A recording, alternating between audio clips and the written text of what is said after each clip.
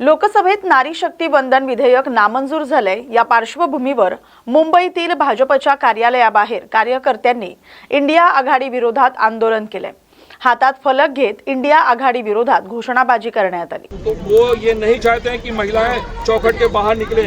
इसी मानसिकता के साथ आज उन्होंने जो कल बिल पेश हुआ था, जिसको पूरी मजबूती के साथ देश के यशस्वी प्रधानमंत्री श्री नरेंद्र मोदी के नेतृत्व में इस सरकार ने जो संसद में बिल पेश किया, उसको उन्होंने पास नहीं होने दिया, जो बहुत ही दुर्भाग्यपूर्ण है। और इसको लेकर पूरे देश में बहुत ही गुस्से का माहौल है। महिलाएं बहुत आक्रोशित हैं, महिलाएं बहुत गुस्से में हैं। आने वाले दिनों में हम मुंबई में हमारे अध्यक्ष आदरणीय अमित साटम जी के नेतृत्व में मुस्लिम मोहल्ले में जाकर उनको जागरूक करेंगे कि देखिए, जो पार्टी आपका वोट चाहती है लेकिन आपको विकास नहीं देना चाहती है, तो कहीं ना कहीं ये एक बार फिर उनकी गंदी मानसिकता हम सबके सामने आई है। लेकिन हमें प्रधानमंत्री जी पे पूरा भरोसा है। 2014 से अब तक उन्होंने हमेशा महिला सशक्तिकरण की बात की है, महिला को सशक्त बनाया है। हमारे प्रधानमंत्री जी पे हमें भरोसा है कि वो आगे भी महिलाओं को इसी तरह से सशक्त बनाने का संकल्प लेते रहेंगे। और आज बिल पास नहीं हुआ है, लेकिन आने वाले दिनों में ज़रूर बिल पास होगा, क्योंकि जब महिलाएं आगे बढ़ेंगी तो वो देश तरक्की और करेगा, देश आगे बढ़ेगा। जिसने 60 साल 65 साल इस देश में राज किया महिलाओं का वोट लेकर, लेकिन उन्होंने महिलाओं को दोयम दर्जे का नागरिक समझा, दूसरे दर्जे का इंसान समझा, वो लोग यकीनन निंदा करने के लायक हैं। और हम मोदी जी के शुक्रगुजार हैं कि उन्होंने इस बिल को पेश किया पूरी मेहनत लगन के साथ, लेकिन वो बिल विरोधियों ने पास होने नहीं दिया। किस तरह आंदोलन आगे तक जारी रहेगा और चूड़ियाँ भी भेजने की बात करें? देखिए, आने वाले दिनों में हम जितने भी हमारे यहाँ मोहल्ले हैं वहाँ पर जागरूकता अभियान चलाएंगे। हम हमारी महिलाओं को बताएंगे कि देखिए, ये आपके लिए कितनी नफरत है, इंडिया गठबंधन के लोगों में, राहुल गांधी के मन में कितनी नफरत है, सपा के मन में कितनी नफरत है, टीएमसी के मन में कितनी नफरत है। हमें एक और बहुत अफसोस की बात हम मुंबईकरों को लगी कि जो उबाटा उन्होंने भी महिलाओं के खिलाफ जाकर वोट किया और उन्होंने एक शब्द भी नहीं कहा जो महिलाओं की बात हमेशा करता है। उन्होंने भी मुंबईकरों को की उम्मीदों को एक बार फिर से तोड़ा है। आने वाले दिनों में हम एक मुहिम के माध्यम से 25,000 महिलाओं से चूड़ियाँ लेकर उनके राहुल गांधी के घर पे, सपा प्रमुख के घर पे, हम उनके घर पे भेजेंगे कि आप चूड़ियाँ पहन लो, क्योंकि आप जिस महिला ने आपको पैदा किया, जिस बहन ने आपको संस्कार दिए, जिस माँ ने आपको संस्कार दिए, जब आज उसकी तरक्की की बात आई, जब विकास की बात आई, तो आपने उसको पीछे ढकेल दिया। अरे उसी माँ की वजह से आपको संस्कार सीखने मिलता है, लेकिन उस माँ को आप तरक्की देखना नहीं चाहते, उस बहन को आप आगे आने देना नहीं चाहते। आपकी एक बार फिर गंदी मानसिकता देश के सामने है। इस पर पूरा देश बहुत गुस्से में है। यहाँ हमारे यहाँ देखिए कितनी बड़ी संख्या में लोग आंदोलन करने आए हैं।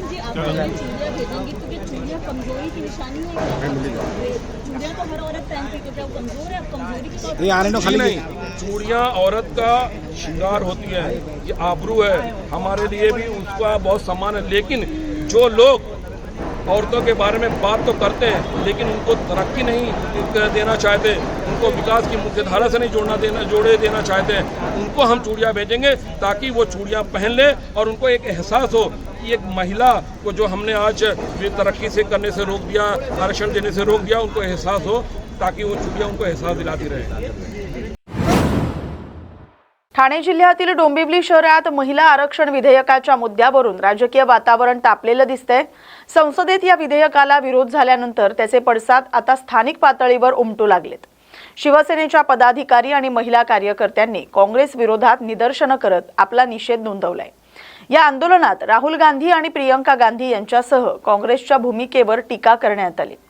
आंदोलनकर्त्यांनी स्पष्ट केले की महिला आरक्षण विधेयक कोणत्याही परिस्थितीत मंजूर व्हावं यासाठी ते प्रयत्नशील राहतील। महिला पदाधिकाऱ्यांनी महायुती सरकारच्या धोरणांना पाठिंबा दर्शवत डॉक्टर श्रीकांत शिंदे यांनाही आपला पाठिंबा असल्याचं सांगितलं। तसंच महिलांच्या हितासाठी हे विधेयक लवकरात लवकर पास व्हावं यासाठी भविष्यात सरकारकडे पुन्हा निवेदन देण्याचा निर्धार त्यांनी व्यक्त केलाय।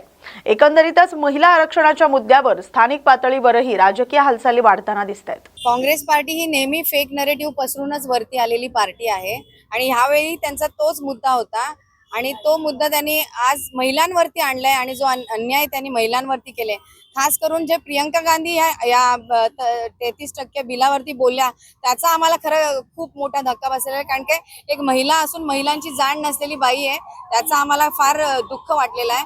आणि शिवसेना पार्टी आणि खासदार डॉक्टर श्रीकांत शिंदे, एकनाथ शिंदे साहेब यांच्यातर्फे हा बिल कसा पास करून घ्यायचा, हा आम्ही महिला आघाडी त्यांचा पाठपुरावा करू.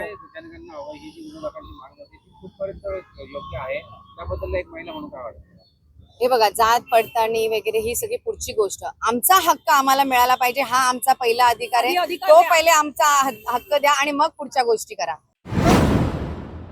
मार्च महिन्यात 4 वेळा उष्णतेच्या लाटांचा अंदाज व्यक्त झाल्यानंतर आणि एप्रिलमध्येही सलग उष्माचा अनुभव घेतल्यानंतर चिंतेत असलेल्या मुंबईकरांसाठी दिलासादायक बातमी आहे. प्रादेशिक हवामान विभागाच्या अंदाजानुसार यंदाचा मे महिना हा मार्चच्या तुलनेत कमी त्रासदायक ठरण्याची शक्यता आहे. उष्णतेच्या लाटा, आरोग्य आणि हवामान वार्तांकन या विषयावर आयोजित कार्यशाळेत प्रादेशिक हवामान केंद्राचे प्रमुख विक्रम सिंग यांनी ही माहिती दिली आहे.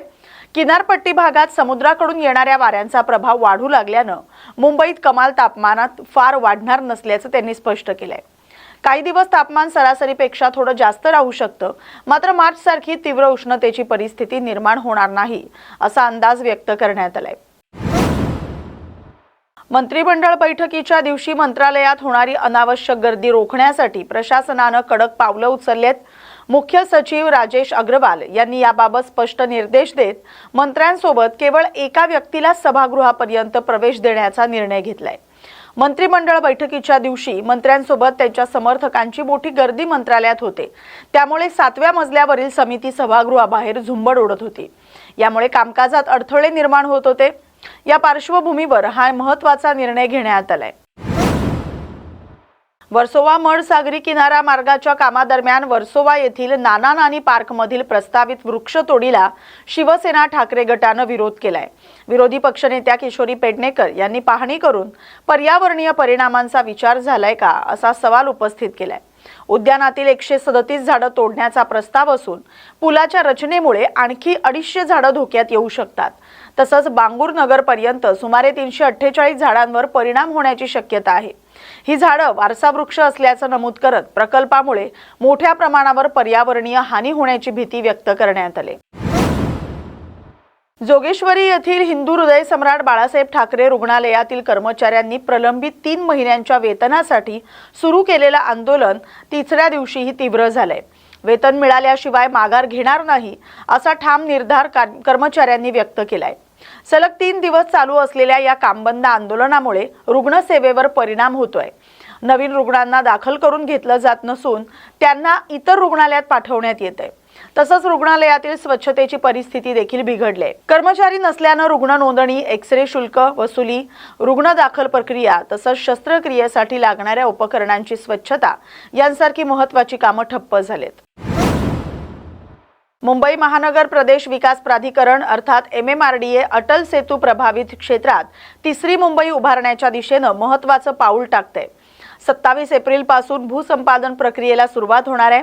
या प्रकल्पासाठी उरण, पनवेल आणि पेण या तालुक्यातील 124 गावांमधील जमीन संपादित केली जाणार आहे. MMRDAच्या धोरणानुसार जमीन मालकांना एकतर्फी संपादनाऐवजी मोबदल्याचे 3 पर्याय देण्यात येणार आहेत. त्यापैकी एका पर्यायात 22.5% विकसित भूखंड परतावा देण्याची तरतूद आहे. अटल सेतूमुळे मुंबई नवी मुंबई प्रवासाचा कालावधी कमी झाल्यानं परिसरात विकासाच्या नव्या संधी निर्माण झाल्यात आणि याच पार्श्वभूमीवर रायगड जिल्ह्यातील सुमारे 324.44 चौरस किलोमीटर क्षेत्रात 3री मुंबई विकसित करण्याचा निर्णय घेण्यात आलाय.